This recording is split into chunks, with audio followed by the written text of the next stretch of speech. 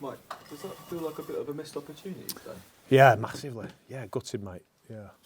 So can you elaborate on that? I mean, the reaction to the sending off, what did you make of that? Because they had a lot of the ball even with 12 men. Yeah, they did, didn't they? I don't think we had a good ball set after they went down to 12 men pretty much. So credit to them, really. They really tightened the screws, didn't they? Kind of put us in corners, and we just couldn't generate any ruck speed, mate, to move the ball. I'm sure you want to move the ball when they're down to 12 men, but we just couldn't do that. What does that come down to? Is that fatigue? Is that No, just when so it did. Obviously, so we were down. The precursor to that was we were down to 12, weren't we, for whatever it was, like 8 minutes or so, and they worked so hard to stay in the game for that period, and then we were pretty gassed off the back of that. So that first kind of, 7 or 8 minutes after they went down to 12, we were just still kind of getting a second wind, if you like, and then after that it just never came. We thought, you know what, we'll get a crack here, but just too many errors really from us in backfield and just not being able to get out. I mean, they've got blokes like Tim Laffey and Nene McDonald, they just get you a win, don't they? The physicality, and then you can play your yardage set off the front foot, and that just didn't happen today. We just got handled. I thought they managed us really well, back five, and then we were just playing off slow ones after that. Thank you. What did you think of the dismissal? Because your opposite number wasn't. He thought it was maybe a bit harsh. What do you think? Yeah, I agree. I'm just not sure on them ones. Like, I've not seen it slowed down properly. Like, I didn't see the Will Lovell one properly either. It was a bit. We got a screen. Wasn't that great. Probably saw what you guys saw on the screen. So, I think they're pretty harsh in general. Them ones, like we had one with Rob Butler here. Not as bad as that, but he got a yellow card, and we got another one the other week at Hull KR. It's difficult, isn't it? Because we know the situation with concussion and contact to the head, so they do seem harsh. They do, but I wouldn't want to comment too strongly until I've seen it more. Did you kind of think this is our moment today, or did you have that feeling that the win was coming? No, what I did think was we will get some moments in the game to try and win the game. That's what I felt. I didn't think, right, this is it now. But you certainly think, okay, if we can.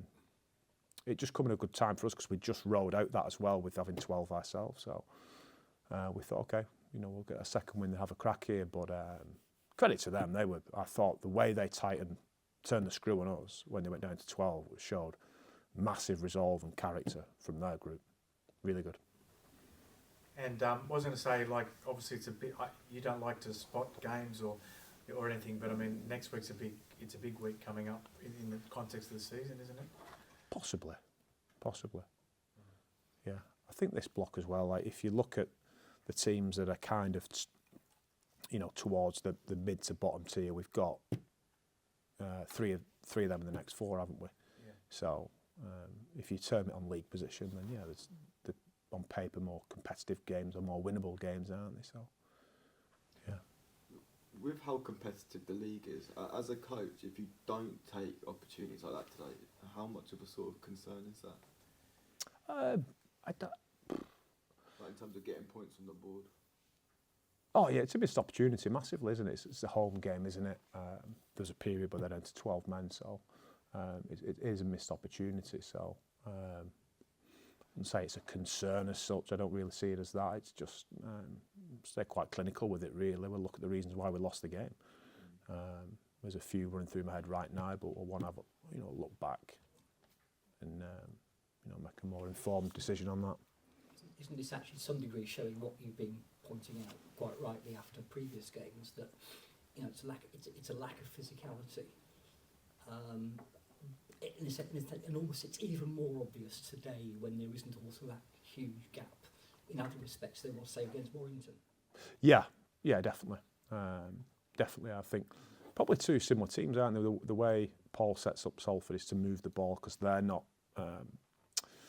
Their physicality is probably not where the other top teams are, if you like. Your Wigans, your Warringtons, your Saints, your Catalans, and they move the ball, don't they, a lot? So very similar to what we do. But the biggest difference with Salford is that the physicality they do have in the back five, it gets them wins going forward, so they can always play on the front foot at least.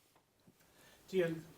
I mean, on paper, it looks like a great defensive performance, and it was. There was a lot of desperation, but your opposition did create a lot of opportunities that they couldn't finish. So, is that top of your list of positives today, that it was a good defensive performance because you only conceded 12 points, or do you more look at the number of breaks they made and the opportunities they created? Like, is that a positive today? That yeah, I think if you look at it in two sides, the middle's defended fantastically well, and they create a lot of indecision opportunity on the edges, didn't they? So it's from an edges perspective, we've got a lot of work to do there. And are the boys kind of downcast that they didn't make the most of the numerical advantage? Is that something that they'd be frustrated, or would they look at the scoreline and go, "Wow, that's one of our"? Oh no! We want to win games, like we know we're up against it, but we still want to win games. We still think we can win games. So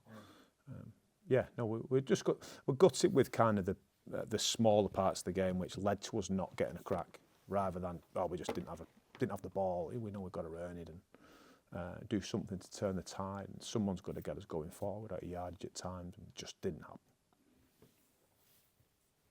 Anyone back next week, or anyone injured today? No, I don't know about the injuries. Nothing acutely has come through injury-wise, but Sadiq is really close now. He just missed out today with this ongoing contusion on his quad, and then Ethan Nuttall is very, very close. So he's in the mix.